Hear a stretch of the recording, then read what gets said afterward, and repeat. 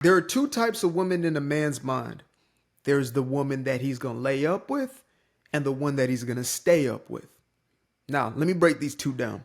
Number one, the one he lays up with. This is the one he does not take seriously. This is the one that he sees as a quick dial up in the late wee hours of the night or the morning. This is the individual who continues to ask themselves, what are we? What are we? What are we? And gets no confirmation. Then on the other side, we have the one who he stays up with, which means the one he is actually investing into, the one he is devoted to, the one that he sees as a prospective life partner. Now, before I get any deeper into the subject matter, I want to make it clear that who I'm speaking of are men here, which means the one who are looking for genuine commitment, the ones who are looking to build families. I'm not talking about these ashwagandha Negroes out here who are trying to have 6 or 7 things and another on the side and concubines. No, I'm not talking about any of that. I'm talking about somebody who's looking for a genuine traditional marriage, right? That is the goal. That's the end goal that they're looking to get into, right? Whatever your pace is, it is. But nevertheless, the ones who are serious, a man, one who has a level of integrity. His word is bond. He says what he means what he says. Who has values, not just one who's chasing the booty and chasing the bag, right? They have more to their life than just that. Now, of course, the finances are absolutely vital, right? And the provision aspect is vital. It's a part of his masculinity, but it does not so fully consume him. A man who is after a purpose, right? They say like a man whose heart is after God in essence. Whatever that looks like to you is what it's going to look like. It's going to be pretty obvious though. So this is what I am alluding to when I'm speaking of a man, right? So now that we've got that definition cleared up, this man is going to likely go through a phase in his life where he is sifting through wife from bop, wife from 304, right? Now, a wise man is not going to be ruled by his little head, so he's not going to allow himself into continuous 3 or 4 situations. And unfortunately, for some brothers like myself, I had to go through quite an experience of, let's say dibbling and dabbling. And I don't recommend that actually. Unlike some of the red pillars, etc. If you're a young man, I hope you got your head on straight, your big head on straight, and that you're making wise decisions and that you are looking for a wife and you know the characteristics to look for, right? So I really do hope that for you. Just like young ladies, there's nothing out there in them streets for you. However, some of y'all have been brainwashed and conditioned into this third wave feminism, and it has you believing that your liberation and your empowerment is going to come from you giving your most valuable physical resource away, which is your body, this thing that is supposed to be your temple. You are told that if you give that to any and everybody, because you're free to do it, that is liberating, when in truth it is a trap. It's the very opposite of what they've told you that it is. It is a trick of the trade, the trick of the devil. It is going to get you in bondage within the spirit. And for many, they don't escape. I'll be honest. A lot of folks, they end up with lifelong consequences that they cannot make up for. It's possible to, but again, it's so difficult to get out of that habitual state. And then after decisions are made, now you got 2 or 3 baby daddies or whatever it is, now you have to settle for whatever's on that side of life. And this is a difficult reality to accept, but it is what it is. Now you can change. I do believe in the transformation of a person, but the likelihood is very slim. It's like the likelihood of, an individual building $1 million business or making $1 million or whatever it is. Like, how many people are going to do what's necessary? How many people are willing to put in the work? How many people are willing to change? How many people are willing to invest and do things that everybody else is not? How many people are willing to sacrifice things that everybody else is into and, to not go out and not sleep around, not do this and not do that in order to commit to that goal? It's the same thing when it comes to being a wifey. And so when you have a man, which are far and few between in this modern day, he is going to be looking for one who resonates on that level. You can be a bad bee all you want. That's the thing. Ladies, understand this. You could be the baddest bee and he will still see you as nothing but a lay around, not a stay around, but a lay around. He will see you as nothing more than somebody who he could just, lay up with for a little bit, lay up with for a little bit. And when he's done with it, tired of it, whatever it may be, or you're tired of it, now what are we? Now he's gone. And then there's the one who he takes seriously. Now, what the point I'm making in what I'm about to say right now is not necessarily about the physical aspect. So it's like when I say that a man is not necessarily concerned with your lace fronts, your extensions, your lashes, BBLs, all that type of stuff. I'm not necessarily saying, oh, men don't care nothing about the physical. We're still physical beings and physical creatures. But when you present that as what you are and what you have, and that's all you are, then you're going to be a lay around. You're automatically going to be categorized as that, right? And a wise, discerning man won't even deal with you, to be honest. That's why some folk, I hear them talking about, oh, he ghosted me. He wasn't serious. He wasn't this. Sometimes they just realize that you a lay around and they don't want that. If I was in that situation right now, because I'm with the love of my life, I love this woman. I admire her with my heart and soul, for real. But if I was, out in the world and I saw that, wait a minute, now this chick right here, I mean, she's cool. She did it. Okay. Check out the social media. Now I see she's posting these type of pictures. She's putting herself out there in a certain way. You might say to yourself, because you want to justify it, oh, that's judgmental. That's this and that. But that's still the perception. You might have the kindest heart, a heart of gold, whatever it may be. But the perception that you put out there is, attention seeking. You got the goddamn angle with the cheeks or whatever it is, right? You got them damn leggings that are shaping out the cheeks. And you're trying to use that as bait for a real one. He might just ghost you. He might just dip from that. He's cool off that. He might just get one sense of what you are. If he is a discerning man, again, I'm not talking about just a grown male. A lot of grown males are just, they'll dive into that. And a lot of very low self-respecting individuals will even wife that up and have you confused. A lot of these dudes create the false perceptions of what men actually want. Because it looks like a man, walks like a man, you think surely this is a man. They have the facade and you see the type of women or, ladies that they're into, females that they're into. Well, she got the BBL, she got the lashes, she got the this, surely that's what he wants. I remember a story that Nicki Minaj told. She said when she got into the industry, right, she didn't have none of that. All that, the cosmetics. Nicki was different looking. We'll just say that, right? I'm not going to say she wasn't a pretty girl. She just was different looking. She didn't have the back or the front. You understand me? So she pulls up to Lil Wayne's studio, her biggest hero, her favorite rapper, etc. And he signed her, obviously, to Young Money or Cash Money. And she said that, she was surrounded by dudes and all they would be talking about was, the bodies of these chicks who would come in. So a chick would come in and then after they be talking about the body or whatever, a few chicks come in and all they talk about, oh man, she thick, she did. So Nicki's thinking to herself, damn, like these girls are getting so much attention. This is like what the men care about. And she became so insecure.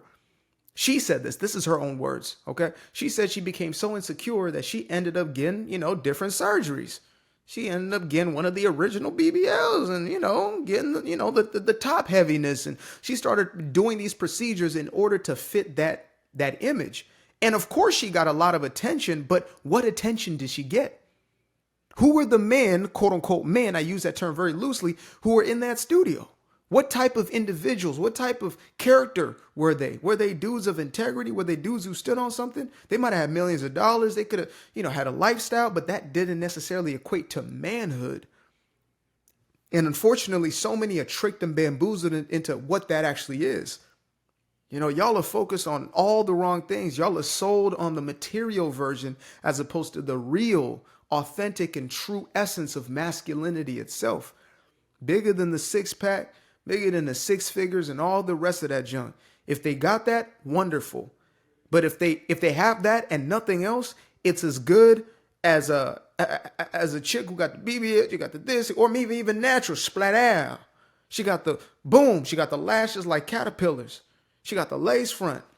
Makeup making it look like a whole different three different people on 3 different days. You can have all that going on, but if you have nothing within you, you don't have a level of self-respect, which is the number one thing on a man's bingo card. That's what he's looking for every single time. He's checking for self-respect. Does she got some self-respect? Because if you have no self-respect, you ain't going to have respect for me. You can't respect me.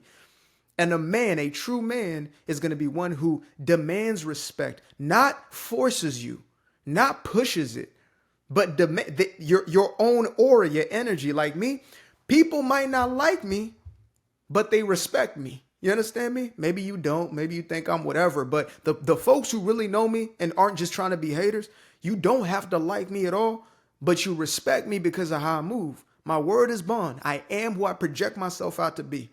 And I will move uncompromisingly, period. And so that energy right there, I can respect you. I don't have to like you. I don't have to agree with you. I can think that your ideas are foolish. They're idiotic. I can think you're out of your mind. But as long as you're respect worthy, I can respect you. Right? And, you know, as it says in the word, women, respect your men. Men, love your woman, love your wives. Love your wife, men. It doesn't say love, you know, women love your man, because to us, respect translates as love, right? That's for our makeup as men, that's how we receive love, respect. Simple as that. That's why the nagging, the yelling, the this and all that, it doesn't translate. You can try to have all types of attitudes, trying to get your way, trying to manipulate them into behavior, as opposed to, okay, I respect you. I'm gonna talk over you, blah, blah, blah. No. Chill. Let's have a humane, respectful conversation. Let's get to the bottom of things. You can have your emotions because you are feminine. You can let your emotions flow, but let's not get disrespectful. And again, that's the difference. A dude can lay up with a chick he does not like, let alone love, he does not like. I know it's different for most chicks. Well, maybe not in this generation, because, you know, the pill and things of that nature are flipping them hormones. You got a lot of masculinity and things of that nature going on with the women. But traditionally, a woman has to have a level of connection to a man in order to even go there, right? Healthy woman in her femininity has to have a bond and an attachment to a man in order to go there. If this sounds like a foreign language to you as a woman, I'm so sorry. You have been bamboozled into thinking it's just something to throw away. And there's a lot of psychological problems if anything other than that. But a dude, just in the way that we're wired, our chemistry, and it doesn't make it right. It doesn't make it right. It just is so. It's to say that dude right there, you thought, oh man, he's into you because he laid up with you. No, sis. No. He could not even like you. So he could see somebody who's disrespectful. She's loud. She's this, she's that, aggressive. And he could still.